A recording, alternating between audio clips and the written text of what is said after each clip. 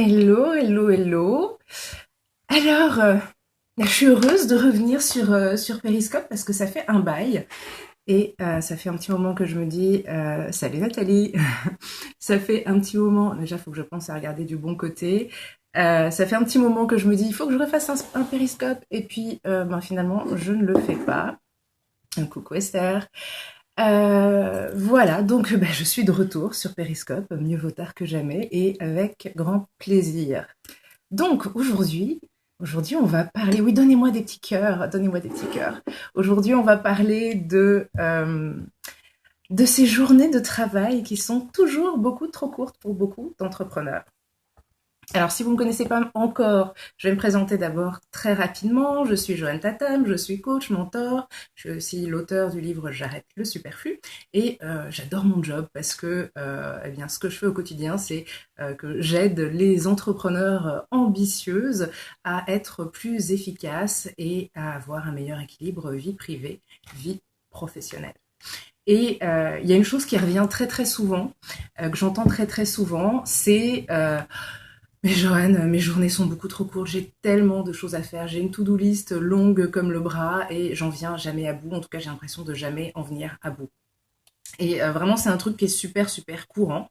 Et aujourd'hui j'avais envie de faire ce scope pour vous dire que euh, si vous pensez que c'est normal, d'être dans une situation comme ça où vous vous dites ah mais les journées sont trop courtes, j'ai pas le temps de faire tout ce que je devrais, tout ce que j'ai à faire et tout ce que j'aimerais faire. Si vous pensez que c'est normal, il y a un gros souci. Il y a un gros souci parce que bah non, c'est pas normal. Et même si effectivement il y a beaucoup d'entrepreneurs qui connaissent ça, euh, ça veut pas dire que c'est normal, ça veut pas dire que c'est censé être une règle et que c'est une obligation et que c'est un passage obligé. C'est faux, c'est absolument pas un passage obligé. D'ailleurs, si on regarde bien, hein, il y a beaucoup de gens qui arrivent à accomplir des tas de choses, beaucoup plus que nous toutes réunies, et qui se plaignent pas d'avoir des journées trop courtes. Hein. Tout simplement, ils font énormément de choses. Alors, on pourrait prendre des exemples. Je vais donner les premiers exemples qui me viennent à l'esprit. C'est pas nécessairement des gens dont je suis particulièrement fan, mais je sais pas pourquoi. Ça me vient tout de suite à l'esprit. Mais des gens comme Lady Gaga ou je sais pas Beyoncé, les nanas, elles font un max de choses, elles voient grand, elles font des choses vraiment grandes constamment et il n'y a pas de raison qu'elles y arrivent et moi pas, vous pas, nous pas. Alors je sais ce que vous allez me dire aussi, mais Joanne, enfin Beyoncé, Lady Gaga, elles sont pas toutes seules, elles ont des équipes. Tu voudrais des journées de 48 heures, Nathalie. Je sais, je me doute bien, mais j'arrive dans un instant au point où tu vas voir que tu n'as pas besoin de journée de 48 heures. Tu aimerais peut-être, mais tu n'en as pas besoin. Donc, où en étais-je? Oui, donc oui, Lady Gaga, Beyoncé, certes, elles font un maximum de choses, mais enfin, elles sont pas toutes seules, elles ont des équipes, elles sont aidées, elles sont assistées. Mais faut pas oublier que, bah, à la base, même si on dirait pas comme ça, mais elles ont été comme nous un jour. Elles ont été des personnes entre guillemets normales. Euh, voilà, elles ont commencé quelque part et voilà, elles ont fait des choses, même si les journées étaient a priori courtes, puisque visiblement elles sont courtes pour tout le monde.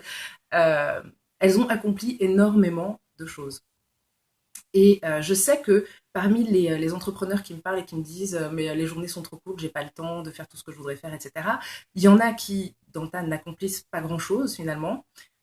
Et puis, mais il y en a aussi qui accomplissent beaucoup de choses et qui s'en rendent même pas compte. Donc, vous avez le même nombre d'heures dans une journée que moi. J'ai le même nombre d'heures dans une journée que Beyoncé, que Lady Gaga. Même Beyoncé ou Lady Gaga, à leur premier jour, à leur tout début dans leur carrière, quand elles n'avaient pas encore toute une équipe autour d'elles pour les aider. Et c'est tout à fait possible d'avoir le sentiment que les journées sont suffisamment longues. Comment? Pourquoi? Bah, c'est très simple. Comment? Eh bien, il vous suffit. De temps en temps, vous allez voir mes yeux faire comme ça. J'ai quelques notes à côté de moi, j'avoue. Hein, c'est un petit peu de la triche, mais j'ai quelques notes à côté de moi parce que je veux pas oublier ce que j'ai à dire. Je vais faire bref, ceci dit. Mais en fait, si vos journées vous semblent trop courtes, c'est une question d'organisation et c'est une question de priorités. Vous devez apprendre à vous organiser autrement et en commençant par mieux gérer vos priorités, mieux identifier déjà vos priorités. Okay. Donc, la première chose, quand on veut reprendre possession de son temps, hein, avoir le sentiment d'avoir suffisamment de temps, de ne pas avoir à courir partout, tout le temps, et de ne pas avoir tout le temps une to-do list qui s'allonge, qui s'allonge, qui s'allonge, et avoir le sentiment de rien faire, vous devez identifier vos véritables priorités. Okay, il y a plein de choses dans une journée qu'on fait alors que, non, on ne devrait pas faire ça, on devrait faire autre chose si on veut avancer dans son business, si on veut avancer dans tel ou tel projet, on doit identifier ce qui va être la priorité pour avancer. Oups, j'ai un thé à la main, j'ai fait le renverser, pour avancer dans cette direction.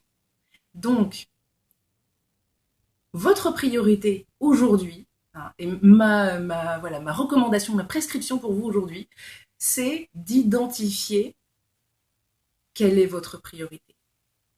Identifier, voilà, on est lundi, identifier quelle est votre priorité, quelles sont vos priorités, on va dire vos 3 plus grandes priorités pour la journée, pour la semaine, et commencez par ça, attaquez ça. Parce que toutes les petites choses que vous faites à côté et qui vous semblent peut-être importantes ou nécessaires, elles ne le sont pas forcément. Et puis vous n'êtes pas non plus, vous n'avez pas besoin de vous occuper de tout, que ce soit dans votre business ou dans votre vie privée, à la maison. Voilà, vous n'avez pas besoin d'être celle qui fait absolument tout. Alors je sais que dans certains cas, c'est plus facile à dire qu'à faire, surtout pour celles qui sont mamans et qui sont seules pour élever leurs enfants. Évidemment, hein, ça va de soi. Je ne suis pas en train de dire ouais, vous faites mal votre job, vous devriez faire autrement. C'est pas du tout ce que je suis en train de dire. En plus de ça, comme je le dis souvent, je suis pas maman, donc je ne vais pas vous dire comment gérer avec vos enfants. Mais voilà, il y a un tas de choses probablement que vous pourriez déléguer, que vous pourriez ne pas faire ou faire différemment, ou confier à quelqu'un d'autre. Ce qui revient à dire déléguer, je sais. Donc Nathalie, tu m'as demandé comment mesurer ça. Donc comment mesurer ce qui est prioritaire? En fait, je sais qu'il y a un gros souci. Il y a un gros souci souvent pour celles d'entre nous qui avons beaucoup de passion, beaucoup d'intérêt, beaucoup d'envie, etc.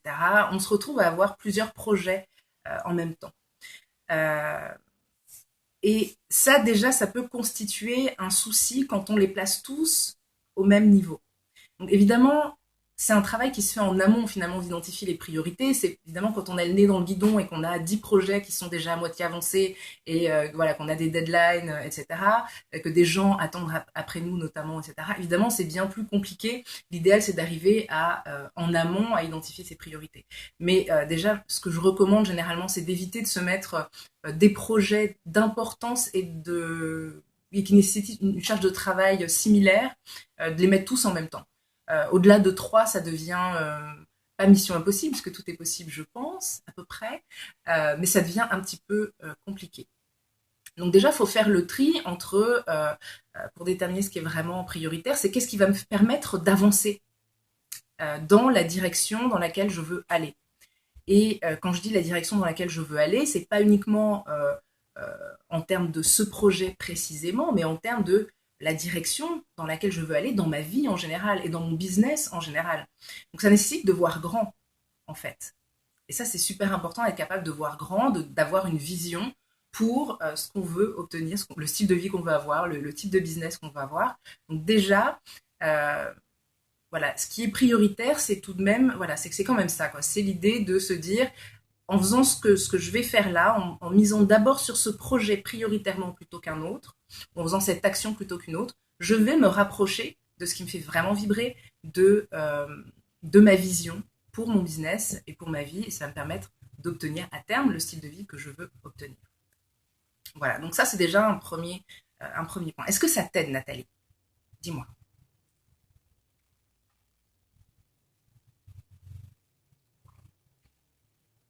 Après, c'est important aussi de prendre. Je sais que je t'en prie, Nathalie. Je sais que je dis souvent le mot important, mais c'est parce que j'y crois vraiment.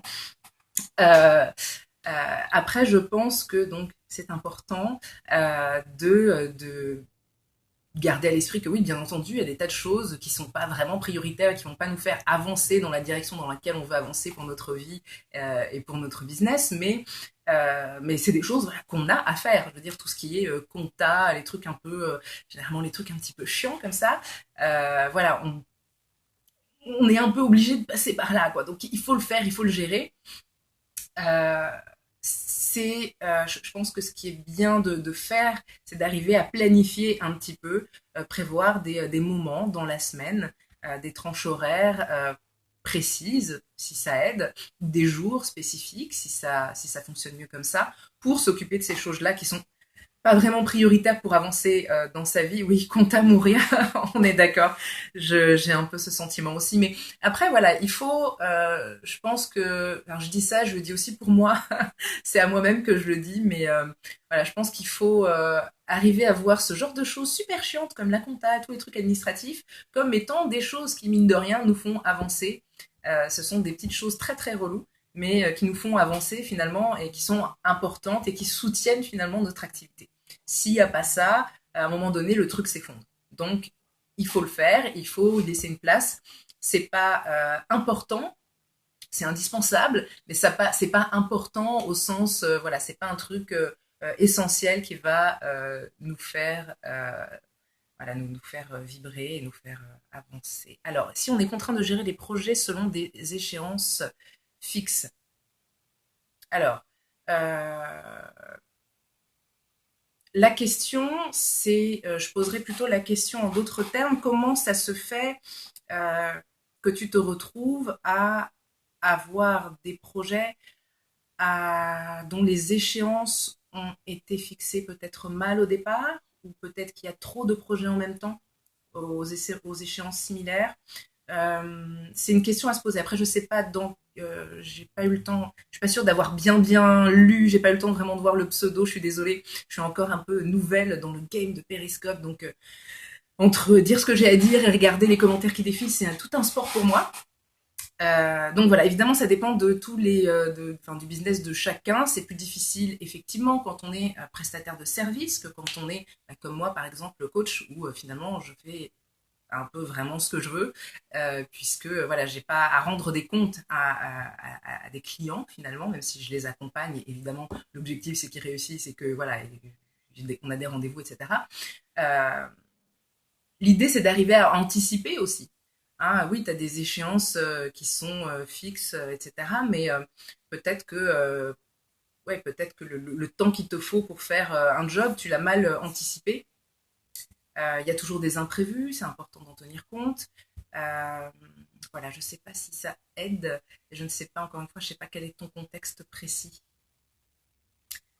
Et attention, je ne suis pas en train de dire que, sous prétexte que je crois fermement que les histoires de journées trop courtes, c'est un peu bullshit, ça ne veut pas dire, je ne suis pas en train de dire qu'il n'y a pas des moments de bourre et qu'il n'y a pas des moments voilà, il n'y a pas des moments où bah ouais, la journée elle semble trop courte et puis on va terminer tard. Je suis pas en train de dire ça, je suis pas on vit pas dans le monde des bisounours non plus hein. Comme je disais, il y a toujours il y a des imprévus, il y a des trucs qui voilà qui arrivent et que bah, qu'on n'a pas vu venir, voilà, des fois oui, on a peut-être mal anticipé la durée le temps qu'il nous faudra pour faire un job.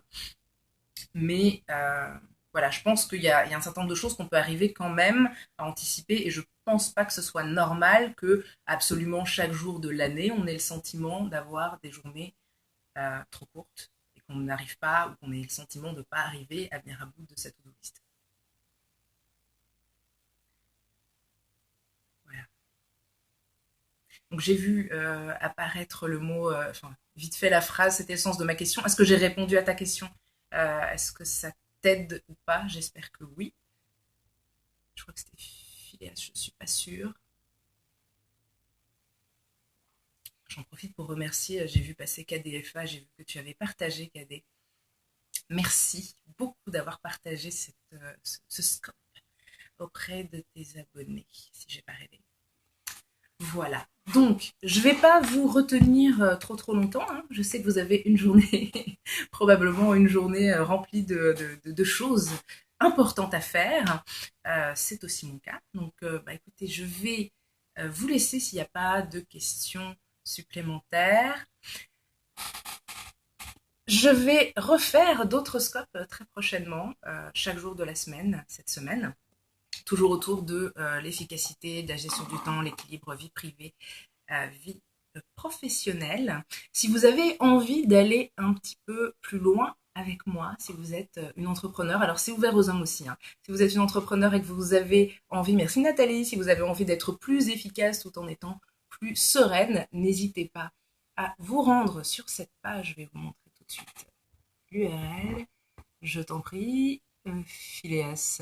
N'hésitez pas à aller sur joantatam.fr/peps pour découvrir mon programme dont les inscriptions ont ouvert ses portes. Alors j'ai vu une question à propos des mamans-preneurs. Est-ce que tu peux me reposer ta question s'il te plaît?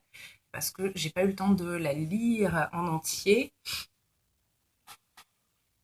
Et je ne sais plus qui c'était, donc je dis s'il te plaît, comme ça. On se tutoie, hein, je sais pas si on se connaît, mais on se tutoie, on est entre nous, on est à la cool. Je te laisse retaper ta question.